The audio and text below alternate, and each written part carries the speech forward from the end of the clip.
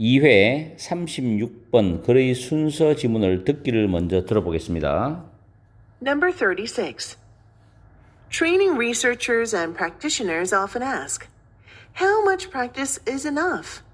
Some suggest that it is sufficient to practice until the task can be performed once without errors. However, as many concert musicians can attest, this approach is unlikely to lead to adequate long-term task performance. If you have ever taken piano lessons, you have probably observed that playing a piece without errors in one practice session does not in any way guarantee that you will be able to play it flawlessly a week later or even the next day. Instead, you need to continue practicing it to the point of overlearning. Similarly, training programs should emphasize overlearning by presenting trainees with several extra learning opportunities even after they have demonstrated mastery of a task. Overlearning results in automaticity, which enables the person to perform the task with limited attention. An example of automaticity is when experienced drivers pay little attention to steering while driving. People often refer to automaticity by saying they can do the task on autopilot or in my sleep. 실전 모의고사 2회 36번 지문을 문법을 분석합니다. 글의 순서 문제인데 박스 속에 보면 세 번째 줄에 suggest, 제안하다란 타동사죠. 대절이 목적어절인데 그 안에서 이시 가주어 to practice가 연습하다라는 게 진주어입니다. 그 다음에 그 다음 줄에 보면 can be performed, 수행될 수 있다 라는 뜻으로 수동태가 되어 있죠. 자, A번 단락 보시면 result in 나오는데 result in 다음에 항상 결과적인 내용이 나옵니다. 그리고 result는 자동사이기 때문에 수동태가 불가능해요. 오버러닝은 과잉학습이죠. 과잉학습은 자동화의 결과를 낳는다. 이렇게 지금 되어 있죠. 즉 자동화를 가져온다는 겁니다. 그 다음에 콤마 다음에 위치가 나오죠. 콤마 찍고 이 위치는 주격관계 대명사인데 앞에 자동화를 선행사로 가지죠. 그러면서 뒤에 enable 다음에 목적어 다음에 to 부정사인 구조를 가지고 있어요. enable 목적어 to 부정사. 목적보가 to 부정사인 경우도 수능에 한번 나온 적이 있죠. cause 다음에 목적어 다음에 to 부정사. 그 다음에 네 번째 줄에 보면 셋째 줄에 뒤에 an example of automaticity is 다음에 the case나 the situation, the time이 when이라는 관계부사의 선행사인데 생략이 되면서 when절이 보호절이 됐습니다. 소위 명사절이라고 이야기를 하죠. 그렇게 이해를 하시고 관계부사 앞에 선행사는 생략될 수 있습니다. 그럴 때 관계부사절이 목적어나 보호절이 될 수 있는 명사절이 될 수 있다는 거. 그런 구조죠. 다음에 pay little attention to에서 이 to가 전치사입니다. 전치사 다음에 동명사가 오죠. 근데 to 부정사는 to 다음에 동사가 오죠. to 부정사냐, to 동명사냐를 구별해야 돼요. 수능에도 몇 년 전에 그 문법 문제가 출제가 된 적이 있습니다. 여기서는 steering이 동명사예요. 그 다음 while 다음에 ing는 뭐 많은 동안에, 운전을 하면서, 운전하는 동안에 이런 뜻이죠. 다음에 by라는 전치사 다음에 saying은 동명사입니다. 그리고 say가 타동사이기 때문에 뒤에 대절이 목적어절인데 접속사 대선, 타동사에 대해서 생략을 할 수 있기 때문에 생략되고 they can으로 출발했죠.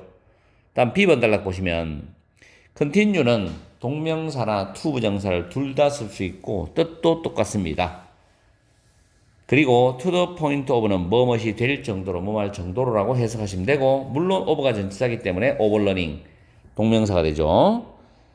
그 다음에 by 다음에 presenting 역시 전치사 다음에 동명사가 목적어인데 밑에 적어놨죠. present A with B, A에게 B를 주다 라는 뜻이 되죠. present A with B, A에게 B를 주다 그렇게 해석하시고, 그리고 demonstrate는 뭐 보여주다는 뜻으로 해석하시면 되는 거고, C번 단락에서 as라는 접속사 뭐이듯이 하듯이라는 뜻입니다. 많은 콘서트 음악가들이 입증할 수 있듯이 이렇게 해석하시면 돼요.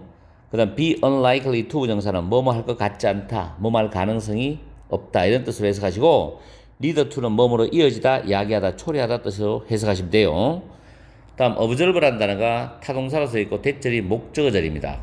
그 대절 속에서 playing이 동명사 주어고 play의 목적어 a piece 하나의 곡이죠. 음악에서 하나의 곡.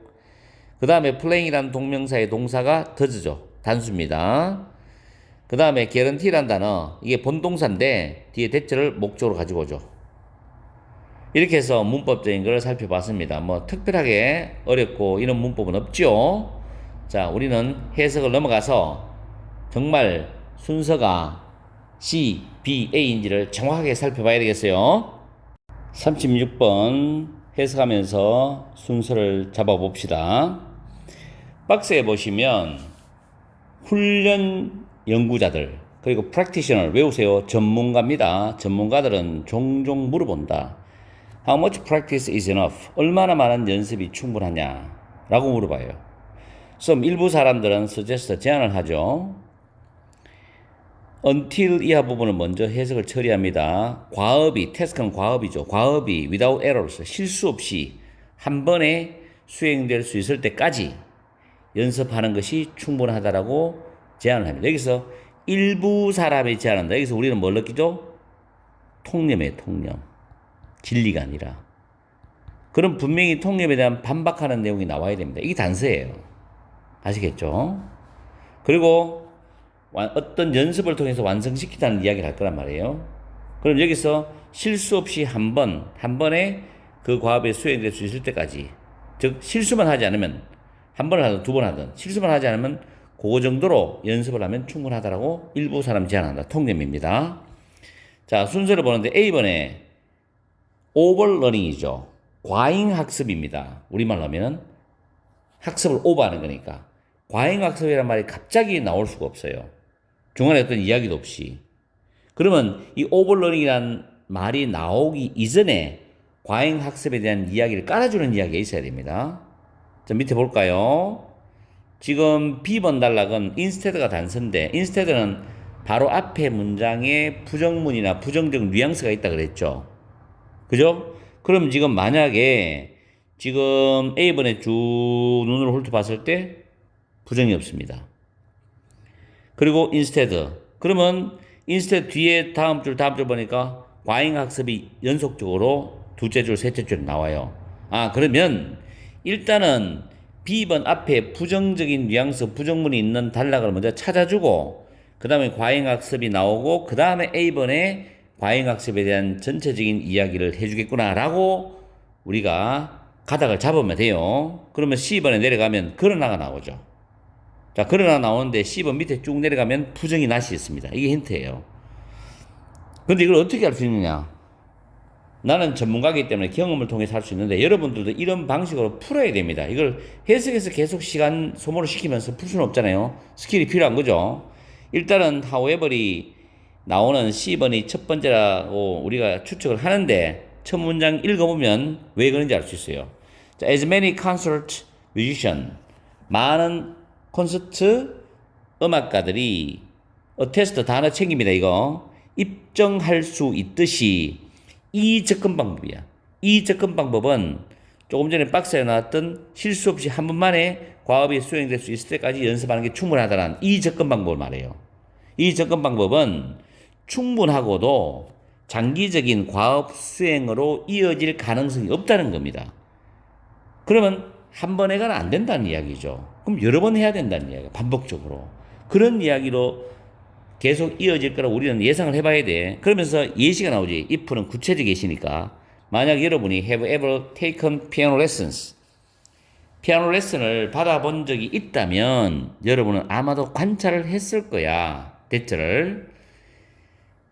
In one practice session이죠. 한 번의 연습 시간에 실수 없이 하나의 곡을 연주하는 것이 in any way 어떤 방식으로든 대처를 보장하지 않는다는 것을 관찰했을 거야. 그럼 대처이 뭐냐? 여러분이 그 곡을 일주일 후에 또는 심지어 그 다음날 배우고 난 뒤 그 다음날 그 곡을 완벽하게 연주할 수 있을 거라는 것을 어떤 방식으로든 보장하지 않는다는 거, 보장해주지 않는다는 것을 여러분들은 아마 관찰했을 거다. 이 말은 한 번 그렇게 연습해가 안 된다. 실수가 안 나온다고 해서 계속 반복해서 해야 된다는 거야. 무슨 말인지 이해가죠?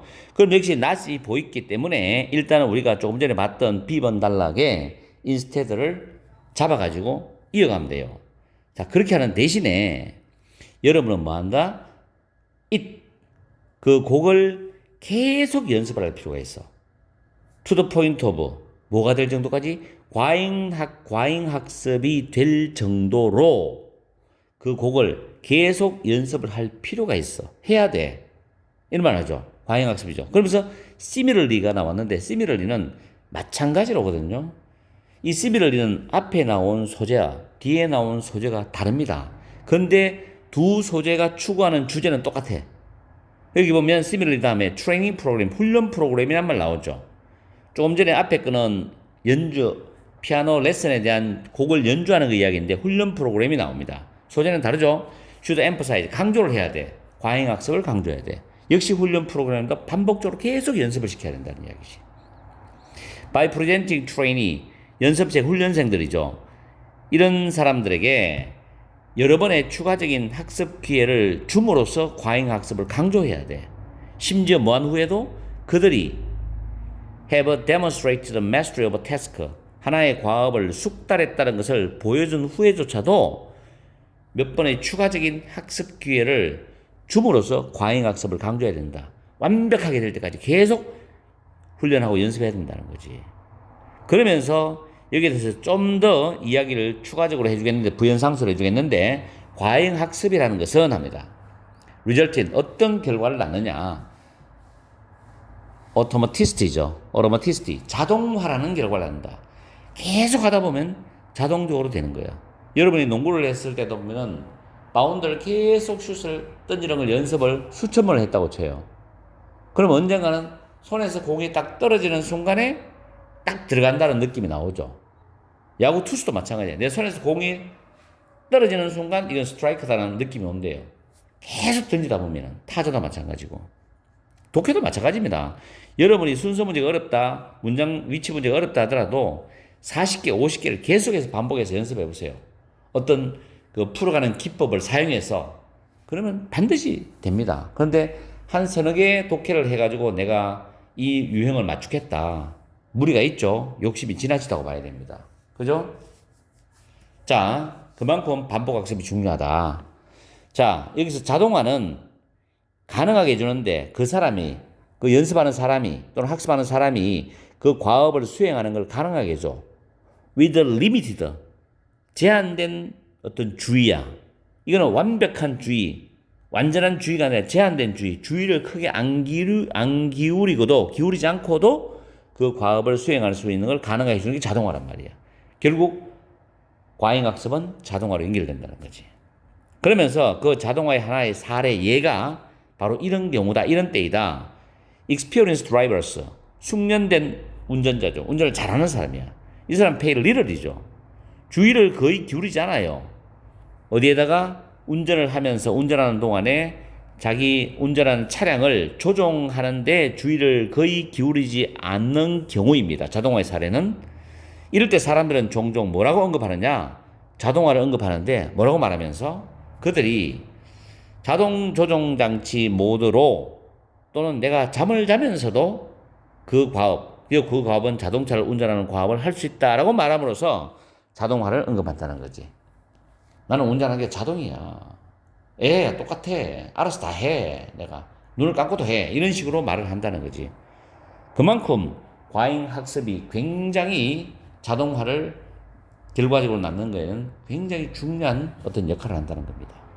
아시겠죠? 여러분들도 하루에 지금 수능이 가까워지지만 고3 N수생들도 정말 고급독해 괜찮은 문제를 하루에 한 두세 개 정도, 시간이 좀 지금 시간을 투자해야 되기 때문에 2개에서 3개 정도를 집중적으로 매일, 하루도 그러지 않고 하면서 단어 매일 관리하고, 수능 비출 단어 있죠?